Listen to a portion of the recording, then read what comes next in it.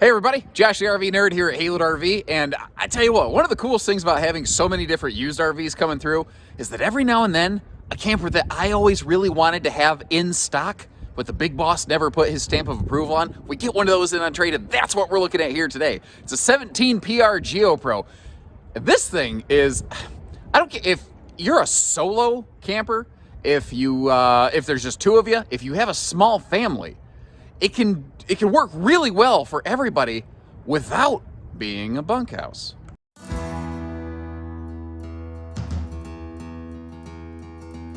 So this is one of the kind of campers that I call like 10 pounds of sugar in a 5-pound sack. There's a ton of stuff all packed into this shell. But where I'm walking right now, between like the kitchen and the bathroom as you approach the back of the RV, you can see I can walk through it normally, but if there's two of you, even the travel trailer two-step gets a little bit tight right here, even if I suck in my dad bod that I got going on over here. I also just had lunch. Dad bod is in full effect right now. That was the only point of concern or interest or note or whatever the previous owners had. The lady of the house said, man, I'm feeling really, nostalgic. I really love this camper. I'm looking forward to the new, bigger camper, but there was this one spot where one person had to step out of the way and wait for the other person to go through. But it's a little camper. It's got a lot of storage. I think the inside has just enough space to feed and sleep everybody and then get back outside, get dirty, cause some trouble, and make some memories. I don't think this is one designed for like hanging out and living in full time. And here's what I mean. I am happy this was built in the generation where they just started adopting the lighter, brighter wood tones, the kind of real farmhouse look. Really kind of ahead of the curve before the whole farmhouse thing had super exploded in popularity like it has today. You can see, you'll find that back in the bathroom, you have one of these big MaxxAir vent fans, plus it has a roof vent cover, but you have a second one up front here. This thing can get some really good airflow pumping through it. And what you're gonna find up front here is this is Party Central. This is a do-it-all daytime sofa, lounge, hide-a-bed, dino. I mean, this does everything right here. Now, it's kind of a small space, so and I'm a one-man band. I don't also have a cameraman. I'm the only guy that has anything to do with any of this video stuff that we do at Haylett RV.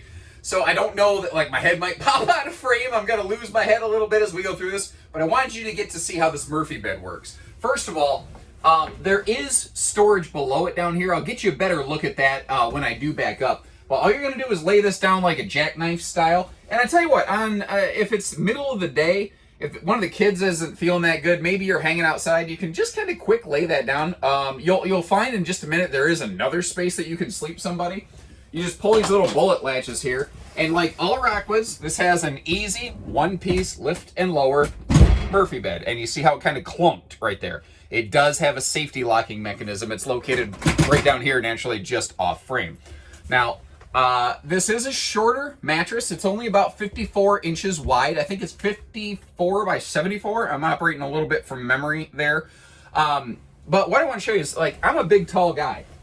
The thing is, when this bed goes up and down, there's like a gap up here. You see how my arm's disappearing? Depending on the kind of pillow setup you have or something, you might actually mask a little bit of this. So if your head is kind of up in this area, even a tall guy like me can still fit on this Murphy bed.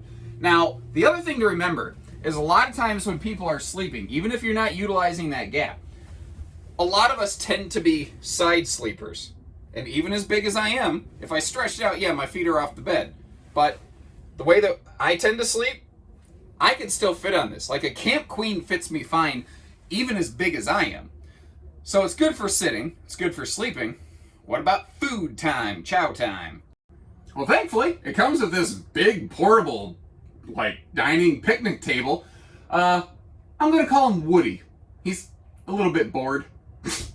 His name's Woody, he's bored. Well, what's cool here is the flexibility that Woody offers. I don't even know why you put up with my stupid dad jokes. Anyway, if you wanted to, you could put a chair across from it, maybe a couple little chairs for kids. There's room over here. You could probably put another chair depending on how you set this. I do think that if you really had to, you could still be in the camper and wrap the family around this. That being said, when the legs fold up, nothing says you have to use this in the camper. You could just as easily say, hey, look, my Rockwood came with its own portable outdoor picnic table, which is something that I think this floor plan really benefits from, because it is so space restricted inside here that being able to steal living space outside of the RV, I think, is what really makes this model work very well. And if we flip around the other direction, like from the sofa, this is kind of the view that we have right here. Another thing I want to point out is you've got cross breeze windows, of course, with shades across both sides of the bed, or sofa, or dinofa, whatever you want to call it. But also not just a shade ready, but a full viewing window with privacy shade in the door, and another big window over here on the campsite for your kitchen, which also opens for airflow. And this is kind of what I was talking about right here. This little camper doesn't have fifth wheel expansive living space, but unlike most little campers, it actually has big time storage to get you through a long weekend, starting with that huge closet cabinet combo back there. Now again, it's fairly tight in here, so I'm doing a little bit of RV twist 'em up bathroom yoga to kind of get you this viewing angle. And I see this is just a big wide open pocket right there. I don't know if you caught it, but up in the top there actually is a hanging rack right there, so that is hanging storage, or you could come up with some kind of DIY shelf solution. Backing up back here into the kitchen space where it's a little more recognizable where we're at. Notice how those overhead doors are strutted, and I tell you what, for a little camper, don't get me wrong, it's not like a rear kitchen fifth wheel with massive prep space, but there's decent counter space in here and a dedicated nice little kind of coffee maker corner, which is kind of cool. And not only do we have the two drawers right here, you're going to see two more big drawers in just a second. Down below, this was built with the optional convection microwave upgrade as well, so it doesn't have a propane oven, but it does have the convection feature right there with a couple, whoop, yep, tripped over my own feet. I literally tripped over one of my shoes that I took off when I crawled up onto the Murphy bed so that I wasn't stomping my dirty shoes all over the place. Anyway, you get the idea. And in case you're wondering, those are the controllers for the heated mattresses. Now, if you're not familiar with this model, you might notice there's two heating controllers right there, but we've only seen one bed. Hang with me. I'm going to show you something pretty cool in just a minute here, but how about this? How about we have a hanging closet and dedicated pantry space, and that over here is it's a 5 point something or other cubic foot two-way refrigerator and freezer. It actually is gas and electric, so if you're going to stay off grid for a while, it sips off the battery instead of gulps. I also took a moment to put my shoes back on so I don't end up with an OSHA hazard in here. There we go, closing everything up, giving you a nice clean look at all over here. We're going to go back through the hallway to the bathroom back here. Now, it's not a giant camper. It's got a big enough kind of bathroom. Like, it's just big enough. Adults, you can fit into there pretty decently. I would like some kind of, like, towel hanger or something in here. Like, there's a hand towel hanger. I like the shelf for, like, toiletries. Again, another one of those extra large vent fans that I mentioned before. And you see, you do have a full medicine cabinet, but also the shower here, it's mounted in that vaulted ceiling. This is a camper that does have a little bit shorter interior height. That ceiling vault plus a skylight is going to be absolutely necessary for somebody my size to be able to actually stand in the shower. Now, when we kind of twist our way over here real quick, you see this little guy. This, I mean, I don't know if Rockwood was the first one to use it, but I know that Rockwood's the one that put this thing on the map, the AquaView Shower Miser. Basically what this does is, if you are showering, and you're boondocking, you don't need to worry about it in the parks, but it will recycle water back into your fresh tank instead of pumping it into your gray tank, wasting water and filling your gray tank unnecessarily. Again, you don't want to use that when you're park camping, because then you're flooding your freshwater tank when you didn't intend to. So I've made a few mentions of this maybe being like a good family model, and I mentioned how it had two heated mattress controllers, but you've only saw the single mattress. That, to me, is what's so cool about this camper. Everything we've seen so far, if we stopped right here and went outside, that would be an awesome 1 or 2 person camper. If it's like me and the dog, or just the two of us and we want to go rambling around, it would be awesome. But what's really neat about this one is that it has what I like to call a bonus bed. It is, in point of technicality, a single rear hybrid bed. But what I always see people do is they look at a camper like this, that's like a half and half concept, and they go, I don't want a hybrid. It's not a hybrid. It's a fully enclosed travel trailer. It has an extra bed you can put out when and if you want it. You don't have to use it. Nothing says you ever have to. So this could be cool for something. Oh, you know who else this would be really cool for? Here's a group of RVers that is not very widely recognized. How about single parents trying to take their kids out to have fun for a weekend? You've got your own lone wolf runaround camper here, and then when you do have kids for a weekend or two, they have a place that they can sleep over here too without you needing like a 28-foot super slide bunkhouse camper, without needing to buy two things, something that could still be towed by like a 5,500-pound tow capacity very safely and comfortably. That's what I love about this. It's very different, and I do not know why. The RV industry has tried this a few times, like I've seen Coachman try it, Rockwood here, a few other brands. For whatever reason, this half and half concept has never caught on very well. I think it's absolutely phenomenal. That's just my concept, though. Again, this is a model I always wanted to stock with the big boss put the kibosh on me. I always thought this thing was really cool. What do you guys think about this idea? So enough of me talking. Thing is, what's interesting is I could actually see somebody using this not even as a bonus bed, but this mattress is, I believe, at least the same size, if not larger than the front mattress. So if you're like, I don't want a Murphy bed, I don't want to deal with putting the bed up and down, you don't have to put the bed up and down. You've got your own heated mattress back here with what one of our dedicated viewers, Mr. David Weidman, will certainly recognize as Nerdism number 37, the baby hammock, which obviously isn't. I said it one time, the dude never let me forget it. Now it's like hashtag baby hammock every single video, which, by the way, I'm not mad about. I think it's hilarious. Keep doing it. And man, all the credit in the world to the previous owners. This looks fantastic. This looks absolutely fantastic. I know they camped a lot in it. They certainly didn't beat it up. Actually, that's interesting. That white Freedom Express over there, currently being blocked by our little lot truck, that is what they chose to take home. They just decided they just needed a little bit more space. But otherwise, man, they had a lot of good, fun memories in this. Now, not only did they take care of it, they did the proper upkeep and maintenance and cleaning and all that. But you see down here, this big old bag, a full RV cover is included with this, which is one of the several reasons this thing looks absolutely terrific.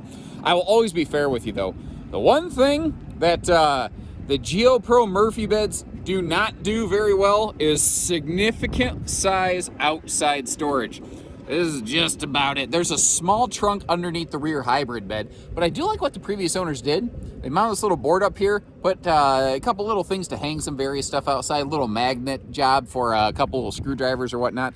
It's nothing major, but it's something. And something, I think, is better than nothing in this case, especially when it's super limited. This does have 4-corner stabilizer jacks, which not every little trailer like this does. When this was made, the bike rack is actually still optional today. At the time this was made, that power tongue jack was an available option that the folks applied to this. However, one of the things I really want to point out here is like the general physical construction of this has not changed in comparison to today's Geo Pros.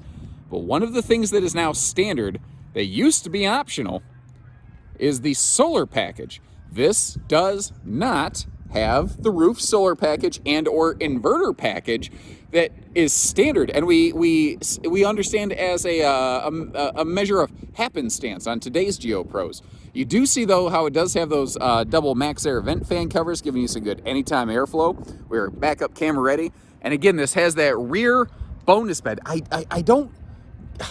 I mean, yes, it's technically a hybrid, but this doesn't read to me as a hybrid. Does that make sense? And I also wanted to get you right up here. You can see this Duratec material. It's gleaming. It is not spotty. It's not been put away wet. It's not stained. And it was used. You know, they had a kiddo. That's where the kid slept. They put some serious time into this thing. Because remember, we don't have to use that rear bed. It's there if you want it. If you have no plans to use this, just take the mattress out. If you want to get plenty of airflow on a breezy day, you could actually just unzip those bed panels and have the air really whip through. And like I said, these folks use this thing, but it does not show harsh signs of use. Now, remember, this is a very important fact. Every sticker you add to the RV adds 3 horsepower to the vehicle. I'm not going to pretend to understand that science. I'm just not going to deny it. Now, if we look up top, I mentioned this does not have the solar panel that a lot of Geo Pros are really known for today, but it does still have a low profile air and the Wi-Fi ranger. So it is still like, data source signal accessibility enhanced in a way. This is also made, at the time, I believe, these only had a free-floating Coleman camp grill. I haven't located that. It might be, maybe I missed it somewhere. I don't know. It might not be here at all. I don't know. But that's what that black rail is. But notice down below, behind the tire, you still got you an old Uncle Josh propane cooker hooker down there if you want to do some outdoor chilling and grilling. The entry door. Also, if you want to go biking, like previous owners, they had a bike rack on the front that they added. You don't want to lose your keys out of your pocket. Well, you got a handy little programmable deadbolt pad there. What else was I going to mention out here? I already mentioned the cover. Oh, the double propane tanks. That's another thing that most little campers like this don't have. If one tank runs empty, it'll auto swap over to the other one, just like a normal travel trailer, but most single axle trailers don't have that additional feature. So what do you think? How fun, how cool is that layout? Like I said, I don't care if it's just you, or if there's 2 of you, or if there's 3 or 4 of you.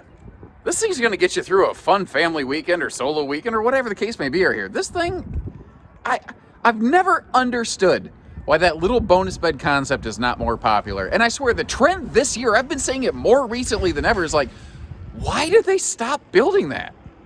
Because it's cool. I don't know, maybe, I like weird stuff though. I like stuff that's left to center. That's probably absolutely no surprise to you, but hey, if you like this one, give us a call. We'll get you camping. You got a trade, you need financing, you need hitching, you need a tow vehicle. We can help you with all that stuff. So take care, stay safe, have fun, and that's a fairly loud tractor, everyone.